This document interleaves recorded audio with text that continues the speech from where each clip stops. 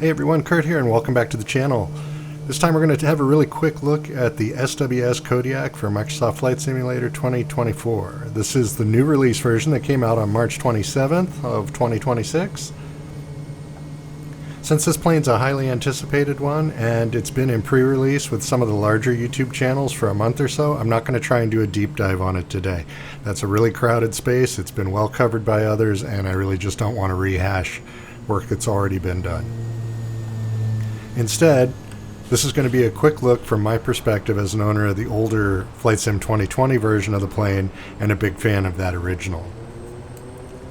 The Kodiak was my go-to workhorse when I was actively flying in NeoFly, and honestly, now that I'm armed with a newer version, I might have to think about getting back into NeoFly, especially since Flight Sim's career mode is still made of stink even 18 months after the release.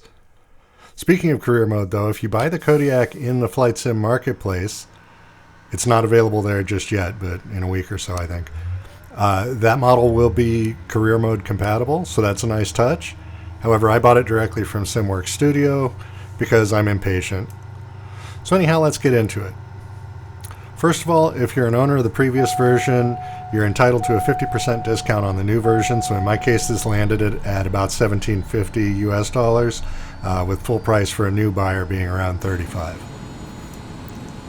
We're looking at the version that deploys for Microsoft Flight Simulator 2024 only, so if you're buying for Flight Sim 2020, expect a number of little differences due to the capabilities of the two different sims being kind of different. The main new things in the 2024 plane include modular 3D model, allowing it to use Flight Sim 2024's dirt, mud, flexing struts, all that kind of stuff, shock absorbers, and so on. It's got new Garmin G1000 NXI, which includes all the features of the real Kodiak version, such as the highway in the sky style navigation display, complete checklist, weight and balance, flaps, trims, everything like that available on screen. And those things were just not possible in the original version on the old G1000. I found those G1000 enhancements to be a really heavy hitter here, on their own justifying the upgrade for me.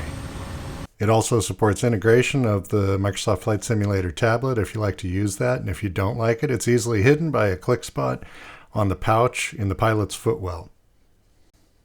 And there are lots of other little updates too. You can get the full list on the SWS website, which I'll put a link for that down in the video description. So while this model is a pretty big step forward for the Kodiak, it isn't wildly different from the old one. What it is a better realized model of the real plane.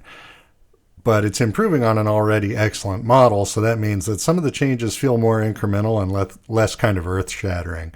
Nonetheless, I'm totally happy with it. I didn't think twice about the purchase. As always, I purchased this with my own money. This video is in no way compensated by SWS or anybody else, nor do I have any affiliation with them. I find the new flight model to be more stable, more predictable, and more realistic than the previous, but again, these are small changes and not wildly different. The Kodiak is still a handful, even for experienced pilots, and it retains that character 100%. But the way that bad situations evolve is a lot more believable in this version, and perhaps a little bit easier for the pilot to notice before it becomes catastrophic.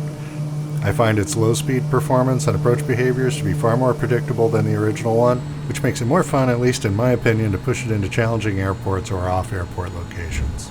So in short, if you like doing short field or bush piloting, the Kodiak's a no-brainer. If you have the budget, just go out and get it and stop second-guessing. It's always been one of the better add-ons for Flight Sim, and this one just improves on its predecessor.